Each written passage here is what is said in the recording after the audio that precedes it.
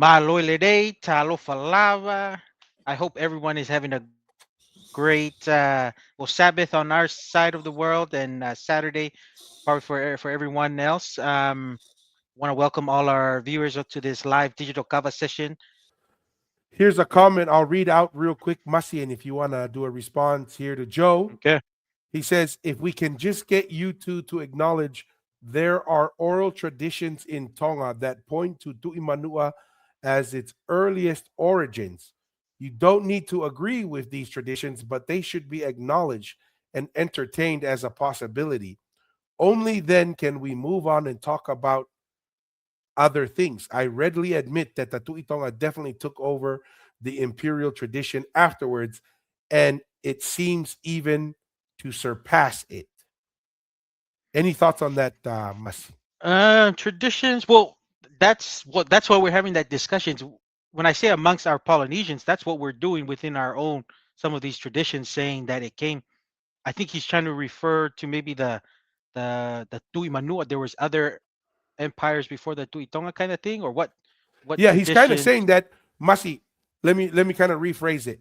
Growing up in Tonga, especially in Mu'a, where the Yes. Tu'itonga resided for the longest amount of time, and uh, how often did you hear the term Tu'imanua being brought up in oral histories? Nada. Nada. Yeah, Yeah. nothing.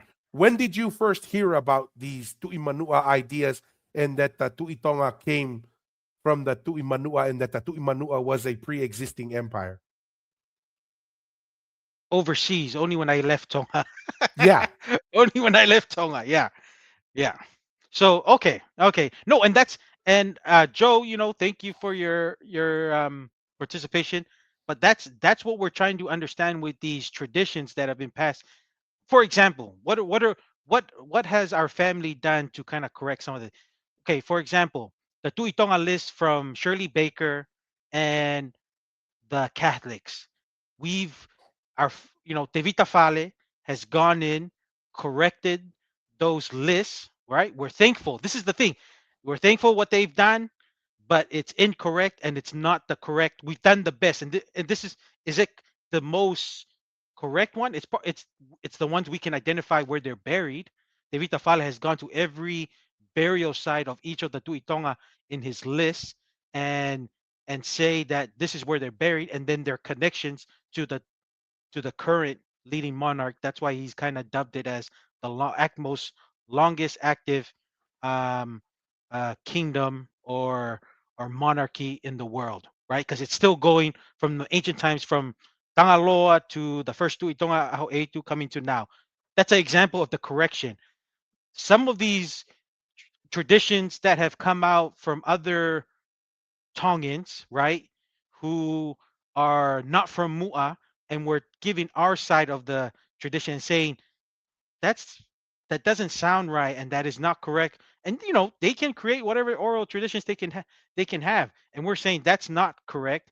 This is the correct version, and we're just presenting it out there and let the people decide and which one will stand, which one is wobbling and it's gonna die out, or if that's gonna stand.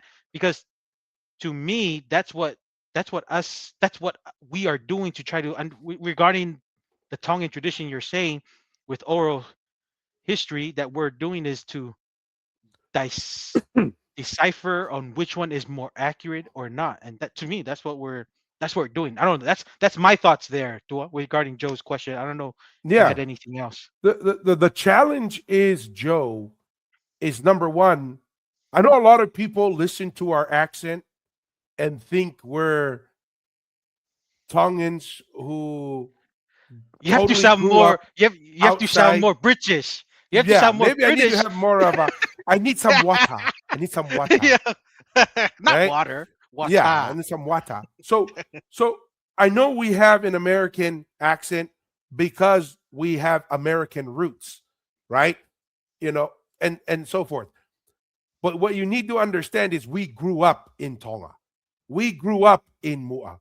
And when we say we never heard, not only did we grow up in Tonga, but we grew up in the ancient capital of Tonga, the seventh settlement of the Tuitonga, the longest settlement of the Tuitonga, the settlement that has more ruins than any of the other settlements, right? And so we grew up amongst the families who managed the Tongan Empire, who are descendants from that, and we never heard we come from the Tuimanua. uh, our family are also caretakers of the Oni Langi that only noblemen are in charge of. Like these are credentials we're just kind of throwing out there. This is where we stand, and it's up to you if you believe it or not. Mm-hmm. Just to add on, Yeah, like what you're saying, we're not just going to other people. We have our own family Langi that we're the caretakers of, and we don't just get this history from a third party or a third person trying to tell us what is the correct history of the thing. And that's what we're doing, correcting some of the other oral histories, because hey, Tongans can do it too. Just create, and not even that, other academics who are non-Tongans trying to create oral history about Tongan history. That's what yeah. we're trying to do, to decipher and kind of say, nah, that's incorrect. That's not there. And this is just another voice saying, this is our idea. This is where we stand. But no, I didn't want to cut you off, Tua, but I just wanted to No, kind no, of just throw 100%. that That's out there. important. What I do want to add and to continue on real quick, Joe, we took the Tuimanua seriously, right? When people came with that idea that the Tuimanua was the origin, we said, okay, let's seek after the evidence and how do we reconcile it, because we recognize a lot of people in Ha'amoa are invested in this, and even some Tongans that share ideas that we never heard of growing up in Mm, Tonga, but they've invested their whole career and their life on it. So we did take it seriously. So what did we do? We pulled up archaeological studies done on oral histories, collection of oral histories in Samoa. We pulled up archaeological studies that were done in Manua, on Tau Island, on the settlement that's considered the settlement of the first to Manua. And unfortunately, every time we did that, the data would come back and say, Tuimanua is 500 years old. Tuimanua only has some mention in some of these other places, like, oh yeah, we descend from the Tuimanua. Those are things that are just stories that are mentioned, but we never found a single structure outside of Manua that even in Samoa, even in Western Samoa, we never found a single ruin that Upolu or Savai'i said, oh yeah, this is the Tuimanua's residence. This is his blah blah. We couldn't even find it outside of the Manua Islands. Okay. But we took it seriously and said, well, there's gotta be some connection on why people say this. And then in some of the people we interviewed, we found an interesting data point that kind of potentially could explain this. And what was it? Siausi Ilayu went to Samoa, interviewed. He has Samoan heritage, and he asked the question, talked with people in Manua and so forth. And you know what he learned? 60% of the Tuimanuas were female. mm, And then some of these Tuimanua Fefines married a Tuitonga and had a child with a Tuitonga. And then we find out who was that Tuitonga that came from a Tuimanua and a Tuitonga marriage? Kaulfonua Fekai. The same Tuitonga who established the Tuihatakalaua, the same Tuitonga who said, in order for the Tuihatakalaua to establish itself as a new power in the government, in the military, and administrative, the Tuitonga needed to relocate. So where would he naturally relocate? To Manua, because the oral history says that he took on the Tuimanua title. Now, if that is true, and it seems to have some backing to it, because you know Samoan genealogist and historian said from Kaulfonua Fekai to Tapu Osi, there is strong oral tradition and genealogy in Samoa that they resided in Samoa. And guess what? In Tonga, there's a match. They said that these Tuitongas moved their residence primarily to Samoa and would come back to Tonga at least once for the Polo Polo and whenever they desired to come back. Now, Mm. if that is true that the Tuitonga also held the Tuimanua title, one could say that the Tuimanua ruled all of the Polynesian Empire because that would be true. And that all of Polynesia recognized the Tuimanua because why? Not because the Tuimanua some on its own had some influence or power.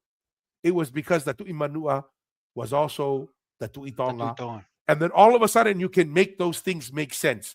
But if we don't have that story, we don't have a story to kind of unite the conflicting data points. Any thoughts on that, Masi? We do have a paying member who made a couple comments, and Okay. because they're a paying member, we will make sure we bring up their comments. No, no. I mean, this is kind of with Polynesians. I think we need to not just because somebody use it in a speech, a certain oral history in a speech. I think we need to be a little bit more critical thinking. If doesn't mean it's always true. You know what I mean? So Entertainment value. You need it to can be gauge entertainment you. versus factual. It's dude. That's what we do. Just because oral histories is used in especially in certain laungas. That's what they say in Samoan when they do speeches. Doesn't mean it's true. Do some self critique. You can't people who usually take it that it's true, it's either they're not used to either be engaged in understanding the Polynesian history to kind of, there's some people just use it because it flows better. It sounds like what you said to it's entertainment. It can, not everything they're gonna say they take it on face value. Do a little self critiquing on those things, and I think that's what we're doing with some of these Tongan oral histories that's kind of going throughout Polynesia. We're just coming in a bit later than some of like what you said, Tua. The digital age is here. We can do this podcast. I'm living in Aotearoa. You're in Las Vegas, USA. We can still do this. Right? If we didn't have this platform, guess what? The oral traditions that our brother Joe is listening to, that would still be the one everyone's listening to Dominates the because discussion. Yeah. that's what everyone gets access to. So we're just coming later to the game as people familiar in Tongan history and giving the Tongan oral history from our side, especially coming from, and we state our credentials, right? We grew up in Mua. Our family are caretakers of an actual langi that the first Tuitonga was buried there, and we have these oral history that's kind of come through our growing up and also through the Vitafale that we're sharing with everybody. And you can take it or not, but the Polynesian Eyes podcast is going to keep moving forward and sharing our ideas, unless it's debunked. But so far, it hasn't. Yes. All right. We do have a paying member of the channel making comments here, so we wanna honor them. She has that little symbol next to her name. It's Maria Kavanaugh 7938. Malo, Malo Um, Maria. you want to read this one, Masi? Okay. Do you acknowledge that there is a possible bias in the information that your history may report or slash or pass on? What's your thoughts there, Tua, for Maria's Yes. comment there? We'll take it off. She had another comment said, please don't Okay. bring it up. So we'll just respond to that. But Maria, thank you for letting us know. We just see you're a paying member, and we always Yeah. try to bring up paying members. But we will honor because you're a paying member. Whatever you say, we will do. So we took it down. But this is also a general theme in Mm, the comments we see online. Is you guys are so biased, right? You guys are so biased, and all you talk about, kind of like earlier, like Joe, you overemphasize the tuitonga and all this other stuff. mm, Number one, everyone has bias. No one is somehow, you know, 100%. They're always objective. We're influenced by the ideas that we grow up with. So to just kind of build on that, everyone has bias. The question is, Is your bias reasonable? And what do I mean by that? Reasonable bias is, can you at least explain the idea? Does it make logical sense? Is there any evidence that kind of backs up your position, that backs up your logic? Then you can have a conversation. And to me, yes, we do have bias, but we also, the bias with our ideas, but we also bring what we think is logic, we bring evidence, we bring pattern recognition, and we say, this is why we believe in what we believe, and we recognize we have bias. And then 90% of the time, the feedback or the counter to that is, you just need to be quiet because you're being divisive. You need to stop that because the history is settled, full stop. That's it.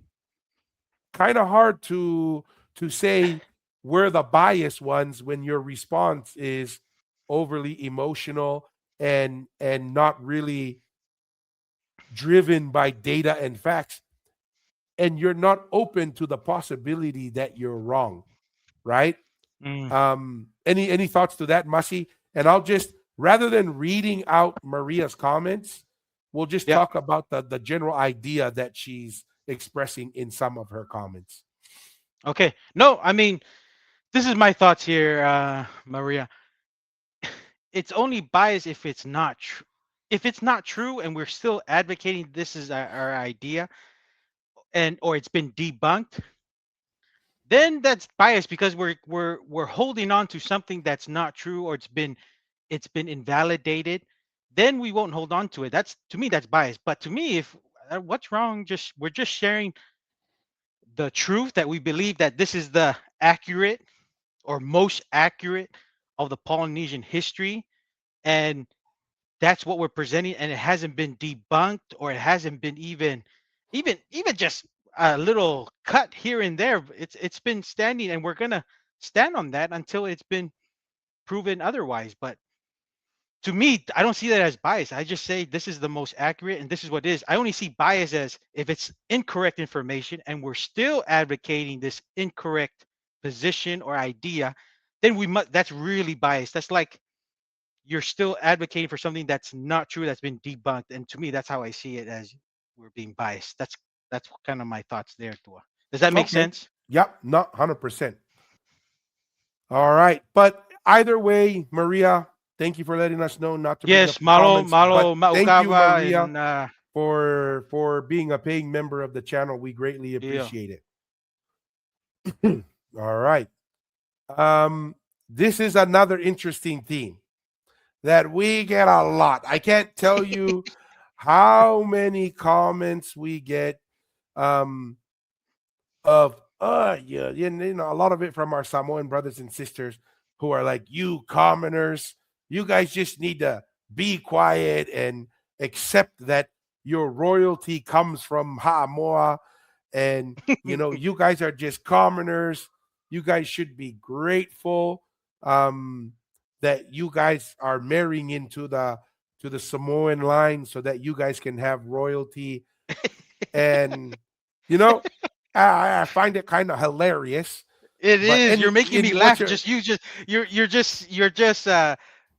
you're just making me have these flashbacks of those comments, and it makes me jiggleish, makes me laugh because what it's are your funny. It's thoughts? funny. What's your thoughts, Mr. Arturo? We got our digital producer, research analyst Grok to do a little discussion for us on the difference between, because royalty assumes you have a king, right? Like royalty means kingship.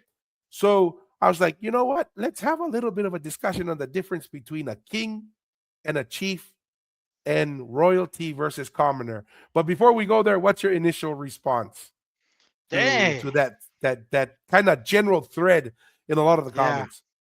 No, I mean it's funny because there was no, and that's probably the wrong, misinformed positions. Many people always say in Samoa that they had kings. There's no, Samoa never had a king from Upolu or Sabai. you can say they had king through their marriages, but regarding a practice structure of kings, that never it was only a little chiefdoms, right? Chiefdoms in districts. So and people. I mean, what do we? wh- do I have to state which Tuitonga is buried at our Langi Malmaloa? Like the Tuitonga Tuipolotu is or no, Tapu Osi. Tapu Yes. Osi is buried there. Is that enough to say what our connection is that not enough to say our connections to the Tuitonga, from that line that there's only certain families that have a langi, because I don't know any other families that have a langi of the Tuitonga being buried there, unless there's a nobleman of Kalanivalu, or what is it? What's the other guy? Tuila Kepa, with some other ones. So I mean, that's kind of where we come from. If they want to go in more details of our connection compared to theirs, then we can compare and see who's much more relevant and who's royalty. But other than that, maybe that's why it makes me funny, because it's just hilarious. Yes. Let me let me share to kind of answer this. I've mentioned it a few times in some of our responses on social media. Let me share some old knowledge from the ancient capital of the Tongan Empire, where the ruling families of this empire were there for close to 1,000 years. They say, you know who you are when you die, Mm. right? And what that's the saying. You can go around and say, I'm this, I'm that when you're alive. That's all stories, right?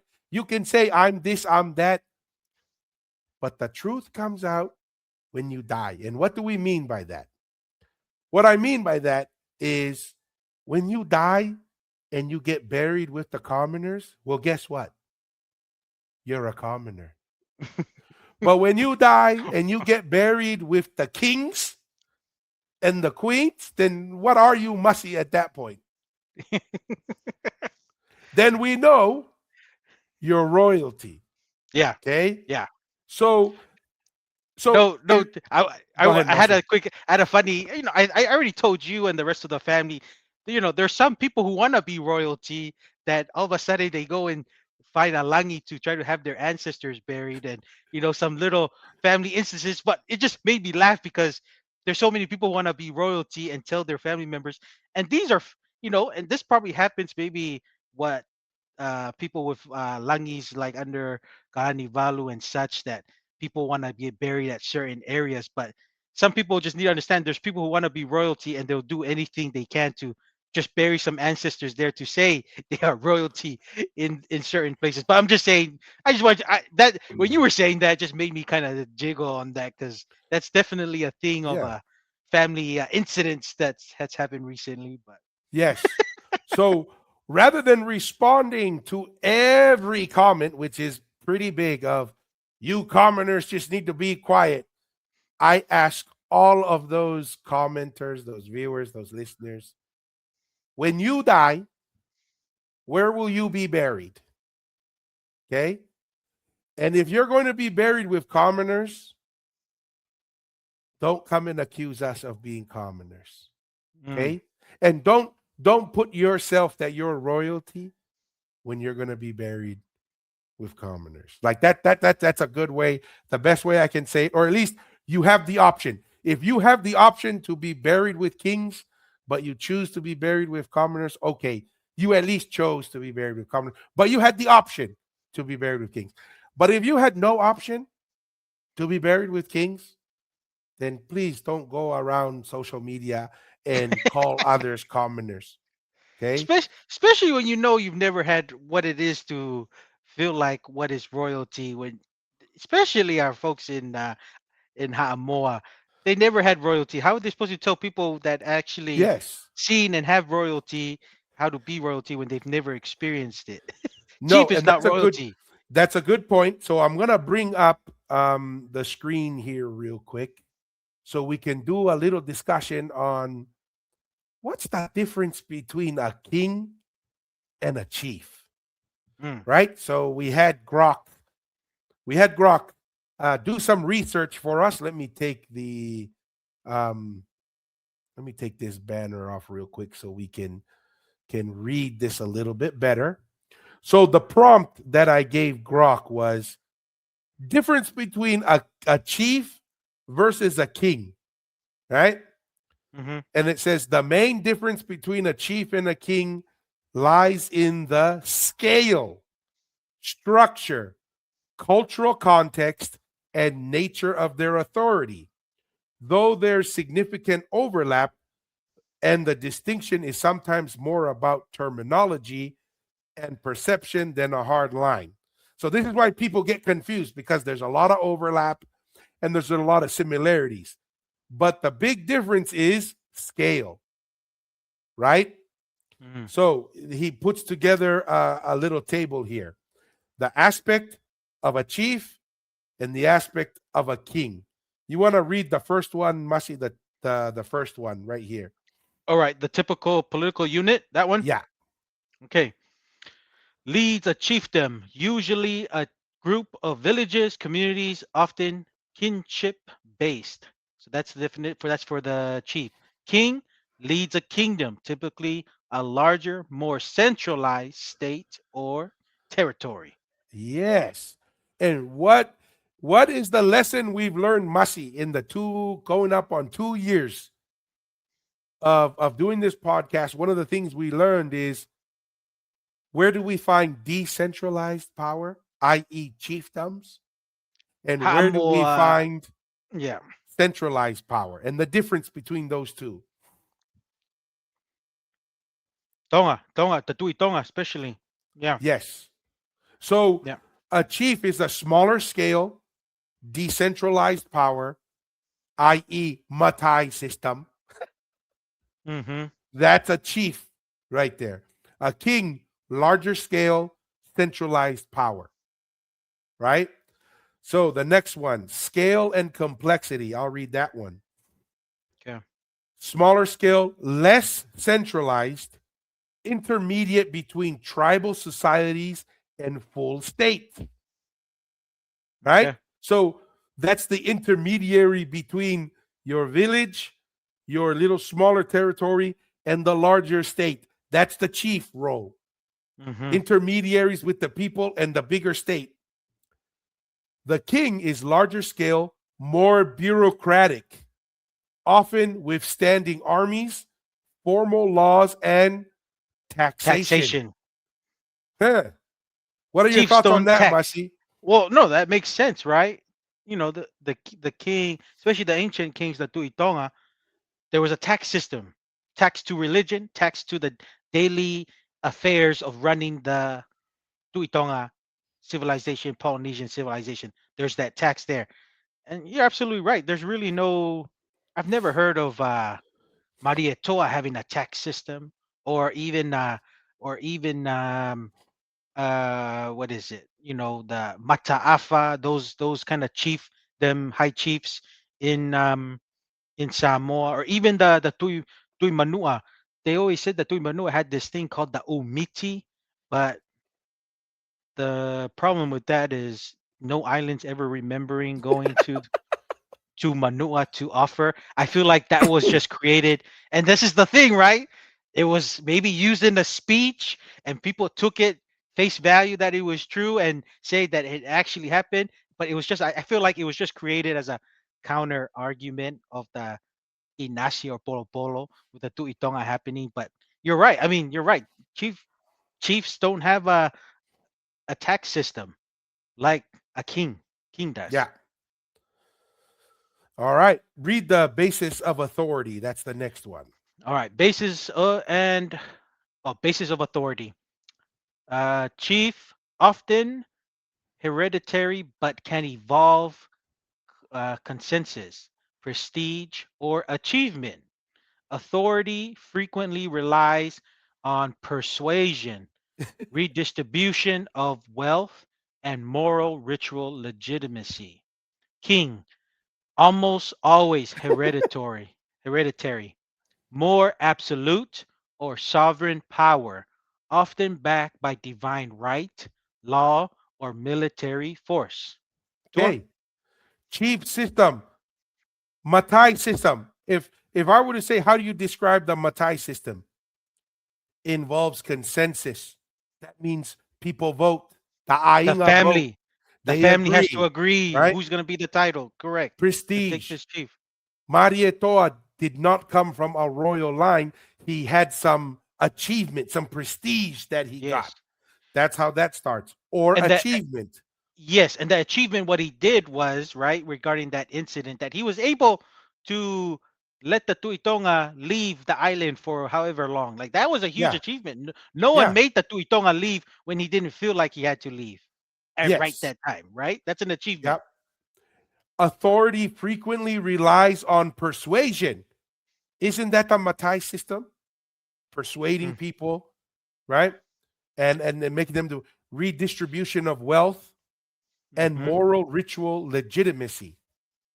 That that to me sounds like decentralized power in Samoa. That's a chiefdom, Mm. right?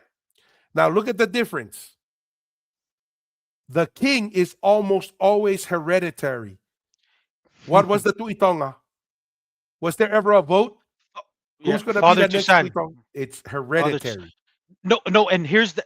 I just want to add on to this, and this is the indigenous. This is like the most native thing because the custom was so strong. I think it was it Talatama that did one of the Tuitonga Talatama that didn't have a son or an heir. He made because the tradition had to happen from father to son. They had the new Tamato Tuitonga as a new right Piece or of, yeah, a doll, new a or wood piece of doll. wood doll or a kari or something. Just had that piece of wood there because and made that the father, and then you know, his brother, which is Talatama's brother, be the son of that the tuitonga made wood because that was the customs because it had to be father to son. So Yeah, that's that's that's how strong it is. Has to be father to son. It's no get the tuitonga's families to decide who's going to become the tuitonga, the next tuitonga. You know what I mean? yeah. Well, and that's the thing. And it was because um Talatama, I think, who's the one who said, no, our system is father to son, father to son. I'm not going to take it from brother to brother. So Yeah. that's why they made that little system to legitimize going from brother to brother. They created a fake thing in order for Yes. them to legitimize it. Keep have the tradition Yeah. go on. And Yeah. then once again, absolute or sovereign power. A king must have absolute power, right? The Matai system does not give absolute power because why? The Ainga can remove your power, Yeah. right? You're subject in a way to the people, often backed by divine right. Why did the Tuitonga have that right? Because he descended and was the heir from Tangaloa. And why did Mm. Tangaloa have that? Because that is who Hikuleo designated to be the king, right? And so there's Yeah. a divine right. There's no divine right for the Matai system. Is there a No divine right there? No. Marietoa didn't have a subjectivity. Yeah. divine right. Yeah. Okay. Right by law or military force. So once again, Samoa so far is all on the chief side, not the Mm. king side. And remember, to have royalty, you have to have a king. All right. Next one I'll read to you, Masi.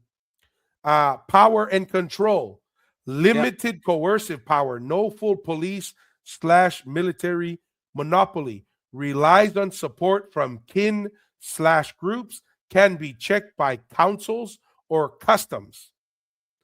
On the king side, it says greater centralized and coercive power, monopoly on legitimate force in true kingdom slash states. Mm. Which, yeah, what are your thoughts on that? Which side does the Matai system fall on, and which side does the Tuitonga system fall on? No,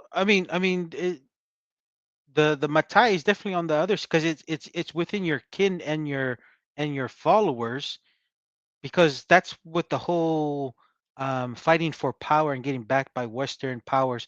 It goes back to me with the Maria Toa and Mataafa having their certain groups within their certain districts, and they were fighting each other with the, I think it was the, the Germans backing Mataafa, and the British were probably backing or the British backing Mataafa or Maria Toa. So those were the little set groups, right?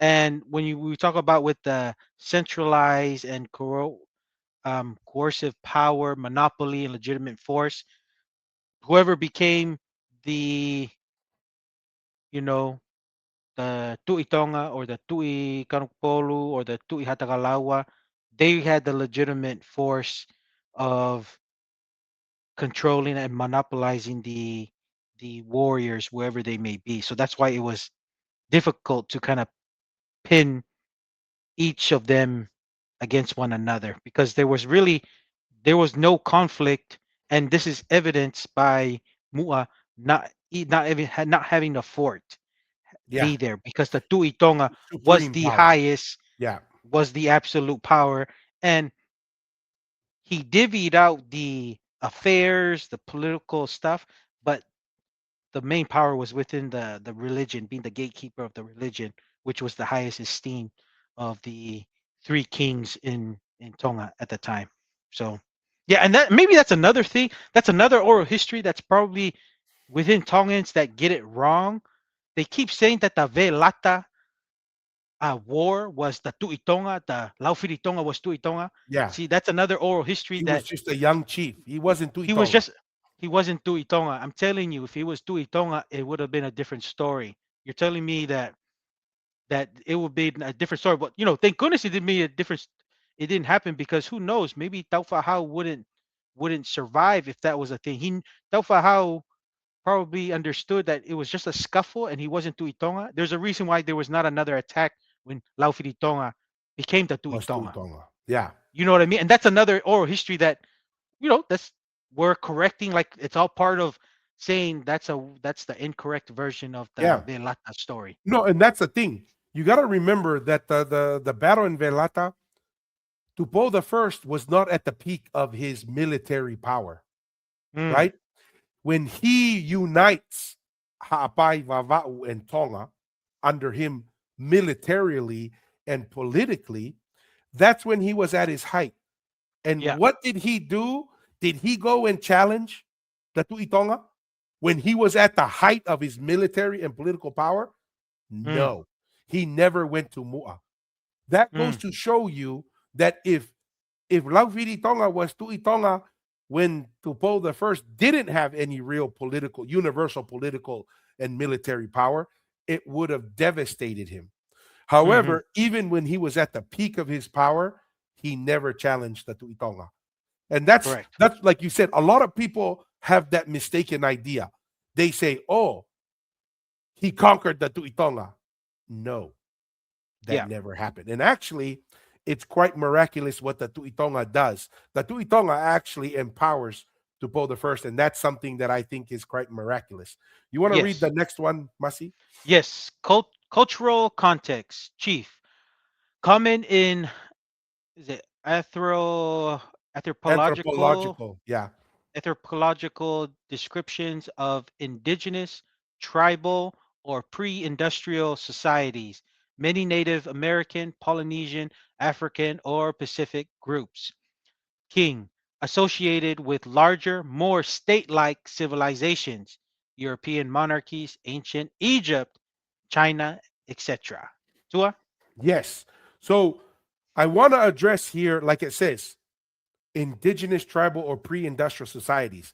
Now, it mentions Polynesians and Pacific groups because what is the current perception of Polynesians? That we were not a united nation. We were not structured under a political, economic, um, and religious structure. We were not a state. They view us as these little dots of islands that were never unified as a nation. Okay. So that's why they say that the chiefdoms, they just call us chiefdoms because of the scale, and there was not structure in the rule and there wasn't centralized power. However, when you understand the influence and the scale of the Tuitonga Empire, then all of a sudden you see that the Tuitonga is not a chief, but in the king realm Mm, because he had smaller entities throughout the empire, throughout, from Hawaii down to New Zealand, down to Easter Island, and then that tail that goes towards that little tail that goes into Melanesia. Those were chiefdoms, all decentralized power. Everything on the left column, that includes Samoa, was decentralized chiefdoms, and there was only one king over all of that, and that was the Tuitonga. And so that's why they put Polynesia on the left because they don't understand our history. They don't realize that we were a united nation under one ruler, and there was structure, there was taxation, there was mm, centralized power. So that's why it has that in there. But once again, decentralized power on the left, chiefs, organized power on the right at a larger scale. mm. That is not found in Samoa. Yeah. Okay. Now, people say, oh, why are you beating up on Samoa? Because it's our Samoan brothers and sisters who consistently make that comment. You commoners, sit down and be quiet. The only reason why you're royalty is because of marrying into Samoa. Right now, Samoa hasn't graduated from the chief definition. Yeah. They're still in the chief definition. They haven't graduated into the state or the kingdom. Last one, terminology note. Chief is often used in English to describe non European leaders, sometimes seen as a Eurocentric or diminishing, right? So that's why Hmm. when they refer to Polynesia, they always just like to say they're all a bunch of chiefs because they're not recognizing Polynesians as large scale structure. And then on the right, king carries prestige of European style monarchies. Some paramount chiefs are functionally equivalent to kings. Any thoughts on that, Mussy? What are your kind of your thoughts on that review that we just did? No.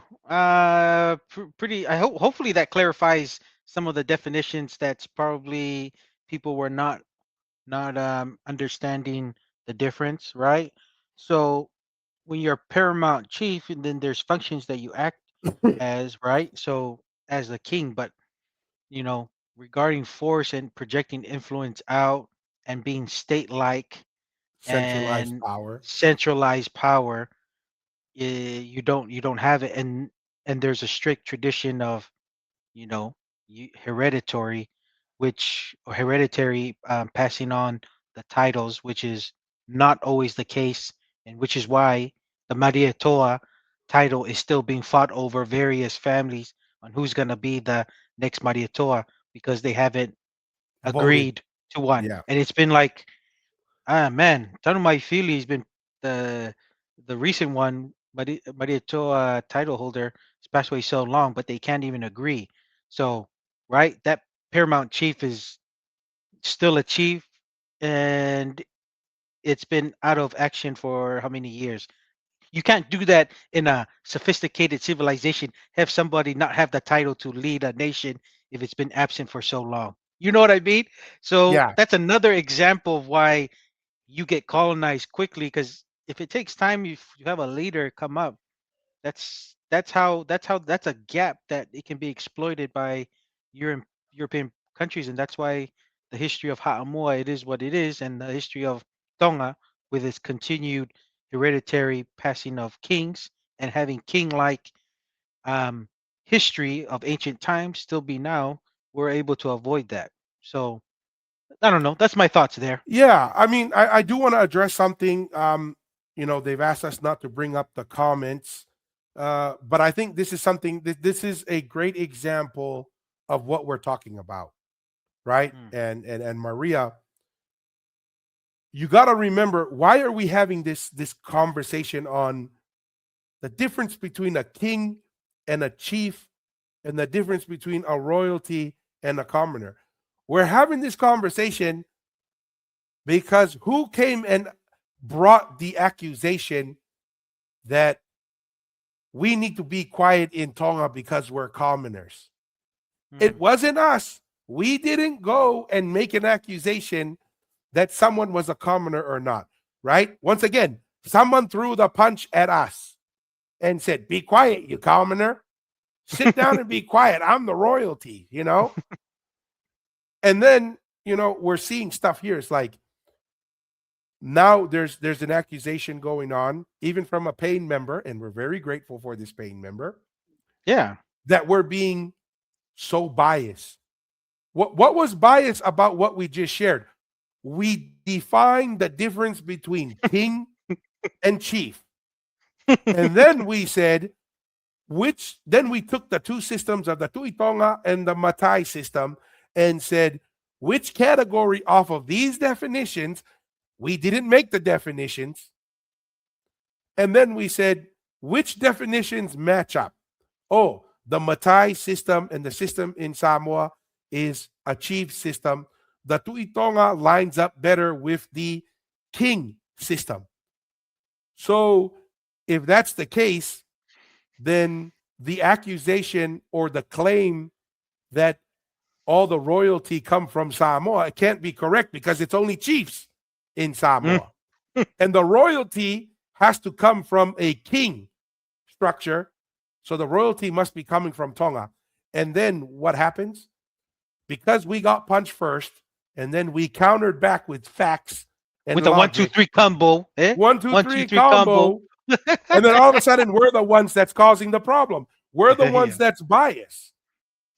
I don't. I just. This is the whole reason why we're having the conversation. Um. So yeah, that there were several. I can't tell you, Joe. Even Joe earlier made the comment of commoner, right? Because some people, Mhm. there's a comment going on. It's like, oh, the only comment that I've seen on social media of commoner was it was a Tongan. I was like, well, I'll tell you right now, there's at least 80 comments online minimum saying you Tongan commoners just need to zip it, Mhm. right? Anyways, that's my thoughts there on that. Anything else, Mussy, you want to bring up on that?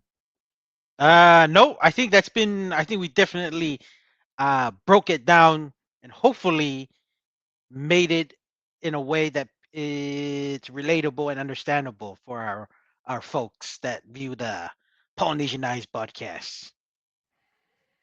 Yes. Here's an interesting comment here, Masi. I'll read it to you. In Okay. Tongan tradition, every Tongan traces royal ancestry or a blood connection to the lineage of the three kings. What are your Yeah. thoughts on that? From Four Pillars Electrical Limited. Maria, four Maria, look, pillars you get free advertising. electrical three four pillars electrical Ltd. Thank you for your question and participation. That is definitely true. I don't know anybody that's like it's either to one of the three kingships in Tonga, or it's like to all three, or even one or two. Like, it's very interconnected. And like I said, like that's Tonga can trace their lineage there, and throughout Polynesia, before, especially, it's there's been a lot of pockets of people kind of not able to trace because of colonization. That's kind of really what helped to kind of stop that connection.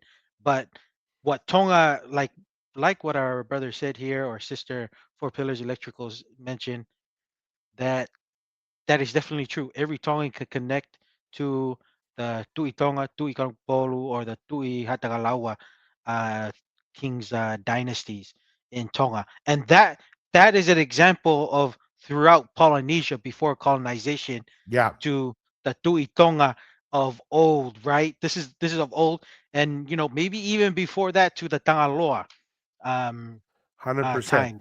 So to me, that's if Polynesia was never colonized, I'm telling you, our we would be able to trace all of Polynesia from Hawaii to Aotearoa to the Maori, everywhere will trace their lineages back to the central Tuitonga Empire in Tongatapu, because that's how it was.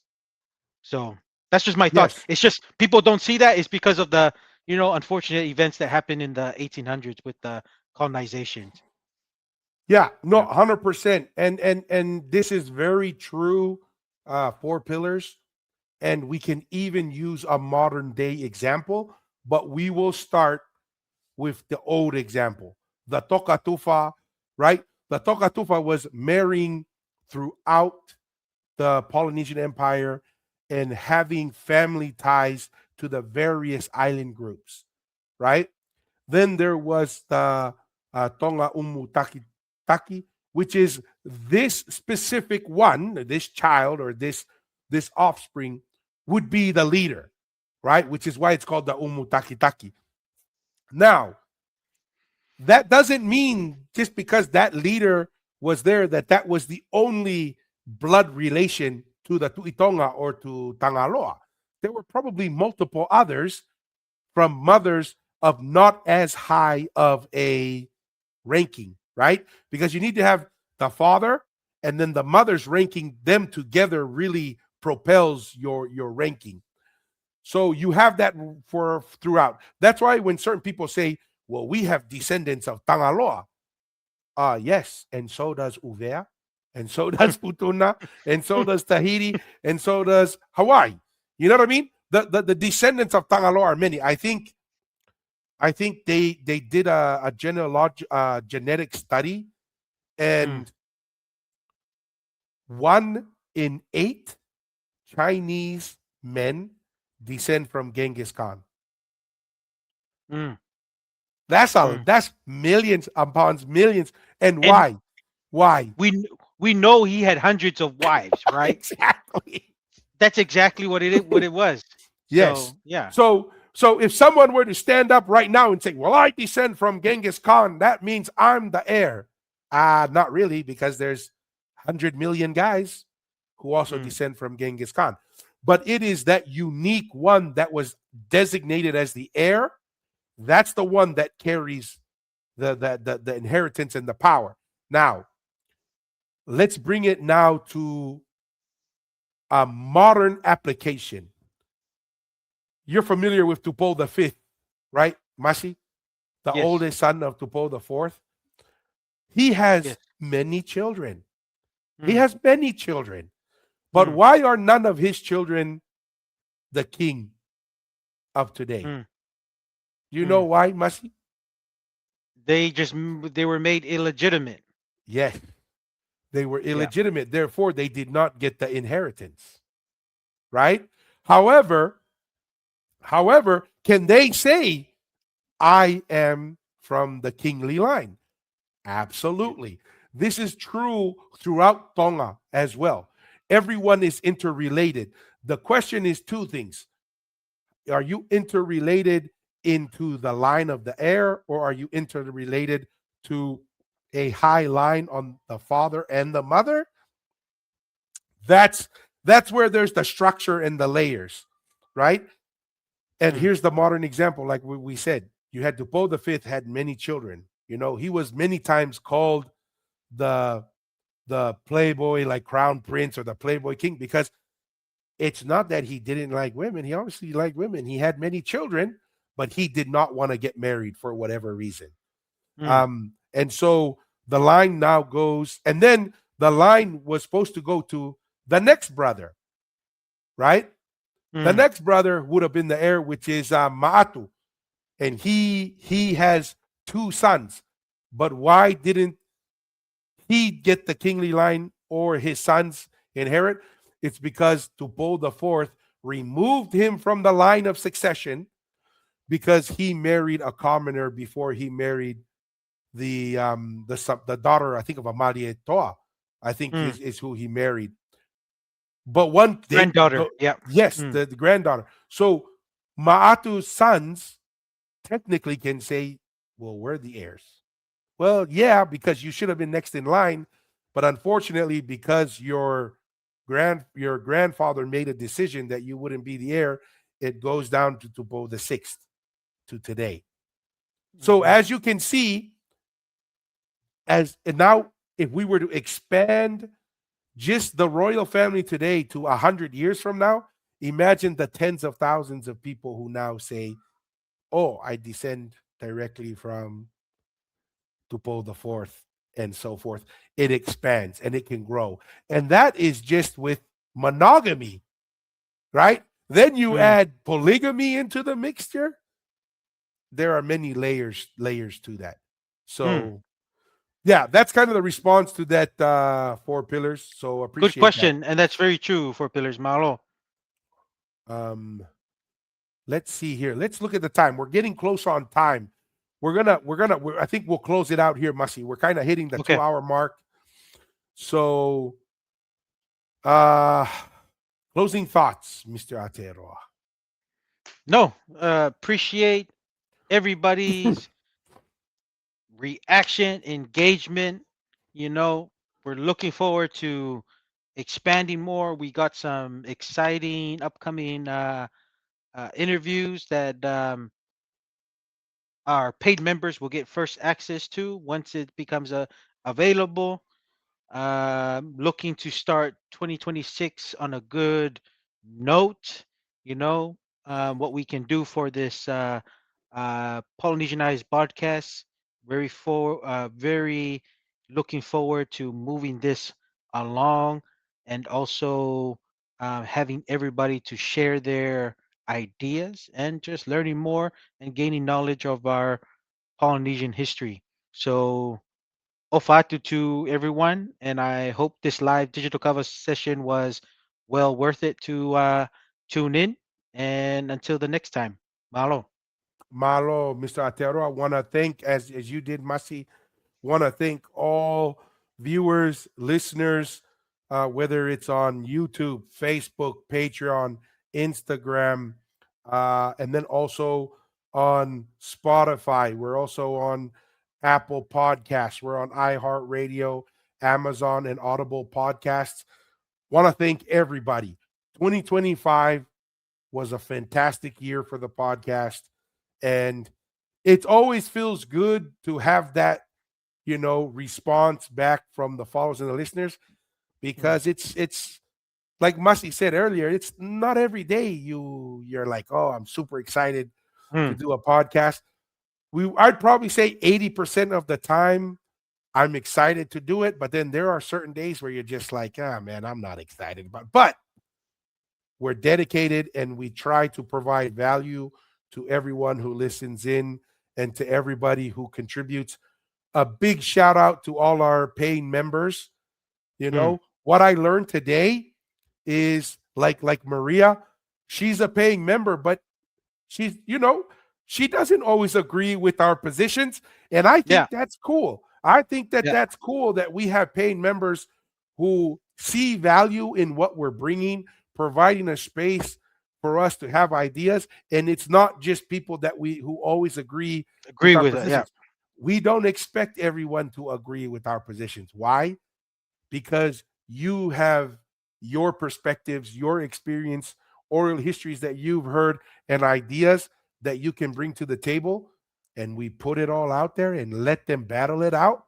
And then all the viewers and listeners can sit back and say, you know what? I think Tua's idea here was a little weak.